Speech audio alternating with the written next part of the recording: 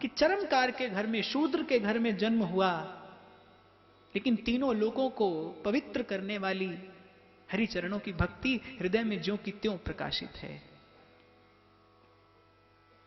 संतोष से जीवन अर्जित करते हैं। यदि कोई संत अतिथि बन के आ जाता है तो उसको तो छप्पर के नीचे सुलाते हैं और स्वयं चौड़े में जाकर सो जाते हैं। प्रभु ने सोचा, प्रभु ने विचारा कि हमारा भक्त है, मेरा भजन करता है और 2 समय के भोजन का भी प्रबंध नहीं है।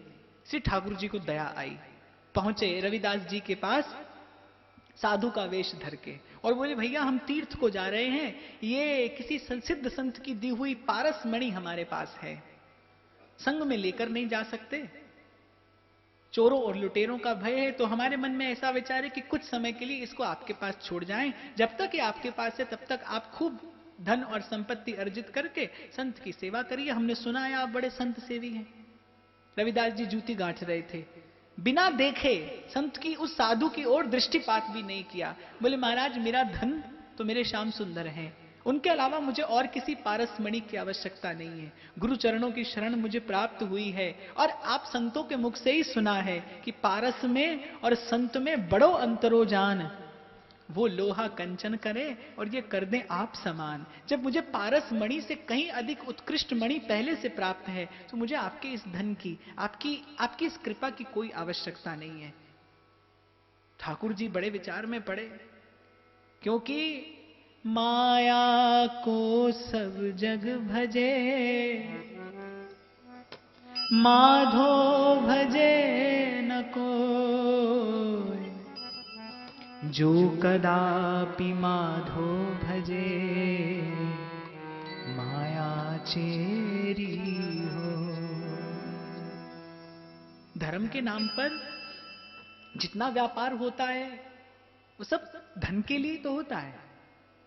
और आज तो हम लोगों ने कथा को भी व्यापार की एक वस्तु बना दिया। कोई खरीद रहा है और कोई बेच रहा है, कोई नाम के लिए कथा खरीद रहा है और कोई दाम के लिए कथा बेच रहा है। इसीलिए श्री कृष्ण कथा में जो अंतर्हित अमृत है वो कथा ने छुपा लिया। कथा शाश्वत है, कथा सनातन है, कथा संजीवनी है, अमृत है। लेकिन जब अनअधिकारी आता है तो ये अपना अमृतत्व छुपा लेती है, दुरा लेती है। इसलिए आज गली गली में श्रीमद् भागवत की कथा होती है। हमारे बड़े बाबा तो कहते थे, बोले आप वृंदावन में पत्थर फेंको ना तो वो किसी कथा व्यास के ही सर में जाके लगेगा, इतने कथा कहने वाले हैं। पर कथा व्यापार के लिए नहीं है, कथा प्यार के लिए है। और कल मैंने कहा था कि आप सत्संग कल्प तरु है, आप जो उद्देश्य लेकर आएंगे उसी की पूर्ति होगी। आप कामना की पूर्ति का भाव लेकर आ जाएंगे तो कामना पूरी हो जाएगी। और आप ये चाहेंगे कि कामना नष्ट हो जाए, मन निर्मल हो जाए, तो सत्संग ये देने में भी सक्षम है। रविदास जी ने आंख भर देखा भी नहीं और बोले, महाराज आप बहुत हठ करते हैं।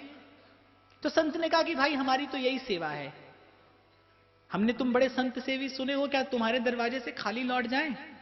और यही सेवा हम तुमसे चाहते हैं कि वर्ष भर बाद हम लौटेंगे, तब तक ये पारसमणि तुम अपने प्रयोग में ले लो। रविदास जी जूती गांठ रहे थे, संत को संकेत कर दिया कि महाराज वो सामने छप्पर है, सिर्फ ठाकुर जी का छप्पर है, उसके नीचे ठाकुर जी विराजमान है। ठाकुर जी की साक्षी में उसी छप्पर में कहीं अपनी ये मणि खोस के चले जाइए, जब लौट के आइएगा तो वहीं से उठा लीजिएगा।